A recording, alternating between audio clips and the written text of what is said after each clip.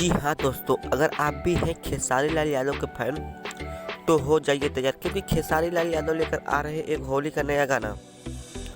दोस्तों वो होली का जो नया गाना है वो गाना बहुत सुपरहिट चल रहा है। यूट्यूब पर वो गाना रिलीज कर दिया गया है और बहुत सुपरहिट वो गाना बज रहा है। तो दोस्तों मैं आप लोगों को बता देना चाहता हूँ कि वो जो गाना है वो गाना कौन सा है। तो दोस्तों उस गाने का नाम है निहुर के डलवाला। जी हाँ दोस्तों, उस गाने का नाम है निहुर के डलवाला और उस गाने के सिंगर है खेसारी लाल यादव और खुशी कक्कर। जी हाँ दोस्तों, उस गाने के सिंगर है खेसारी लाल यादव और खुशी कक्कर और गाने का नाम है निहुर के डलवाला।